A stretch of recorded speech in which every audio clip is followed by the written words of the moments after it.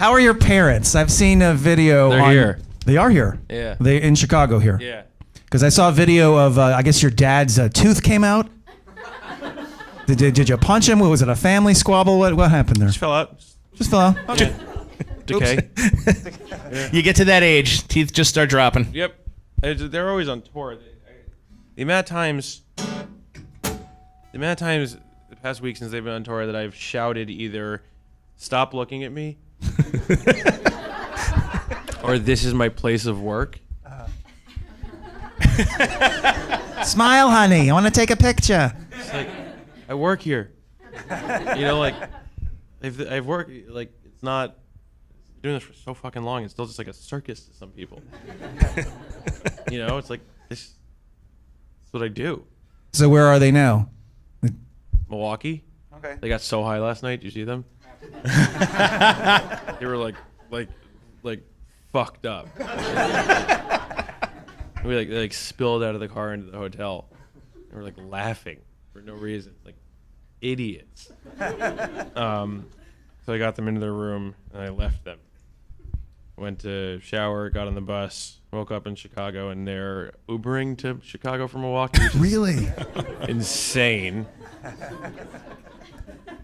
don't know what it is when you get to a certain age, you just don't know how to, like do shit. Start making dumb decisions. Which is funny because you think you know more. I feel like I'm at a point in my life where the more I know, the more tools I have. Like when I first started touring, I'd like buy opium and then like leave it in the van as we went through like border checks, not realizing that you could be like charged as heroin and go to jail for 20 years. Like things that you would never do. Right. And they seem to just get dumber and dumber and dumber. But the more I travel and the more I figure things out, the more I, like don't eat that, don't buy that, don't do that, go to bed now instead of now. Right? Don't you feel like you're getting any better in your life? It's trial and error. They're all fucked up though. They're just like, I don't know, maybe you get to a certain age. I think that the whole doing drugs later is smart. Don't waste your time doing drugs when you have energy. Right. It's a great point. Yeah, why would you do heroin now? Do it when you're 90. I'm not kidding. The more you know. Yeah. Don't do it now. It's stupid.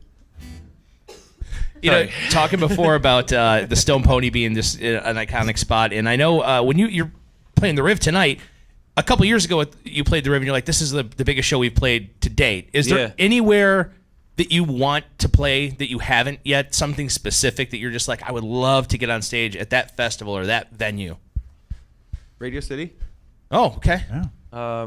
But doing Riv and the Vic back-to-back is great rooms. Pretty like I said, bucket listy also, because the Vic was always the nicest. Chicago always had always been there for me long before other places, so I'd always get to do a little bit nicer space. So when I was doing like 500 cap rooms around the country that were a little dingier, I'd always get to come to Chicago and do the Vic, and that was like the big, like the biggest, most important show of the tour. And then Wilco did that like 10 nights at the Vic, and I checked out all those set lists. I thought it was so cool, and then the Riv is so iconic. So to me, those are two of my favorite theaters in the country. Did your work with Fun open those doors for you to get to play these bigger venues? Yeah, well, Steel Train, my first band, we'd open for a lot of big artists. But then it's different when you headline, because when you open, it's a much less warm experience. You have a lot to prove. When you headline a show, everyone's there for the same reason. So when Fun started to get more popular, I started to get to play venues that I never thought I'd ever get to play. Because you could have a great career in music playing to way less people than I've gotten to play. So it wasn't always like those were my ambitions. I just wanted to like not live with my parents forever. Right. Because they're not very parental. No, never have been. And they're still in Milwaukee. I don't know. Dustin, have you heard from them? Today? Yeah. No. I think they're going to be late. Well, you're here for 2 days, right, so I mean, they got time. It would take a stick of dynamite to get them to miss a show. Like we'll do they're everywhere. They're everywhere. Have They're they like- always been doing this they're with like you? Always on the road with roaches, you? Like, you know, like they just pop up. And they don't Hi, say Jack. anything. My mom announced a week ago that she was like, "Oh, see you in Kansas City." I was like, "Okay." And she was like, and then, you know, from Kansas City, make sure there's a bunk on the bus because I'll do Kansas City, I'll do Columbus, I'll do Milwaukee, I'll do Chicago. Yeah, there's Chicago. It's like your mom's I'll go home Midwest when you guys are tour. in Toronto, and then I'll do Boston and DC and Philly and both New York shows. It's like, that's the fucking tour. Like, that's the whole tour.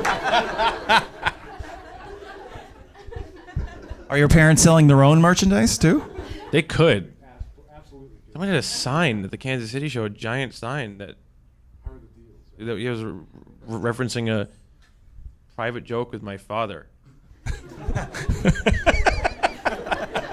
I guess they're at that point in their life where it's like it's all just like drugs and traveling. So if you can get there, more power to you. I mean, what better groupies to have than your parents following you around the country? Any That's- better group? Anyone.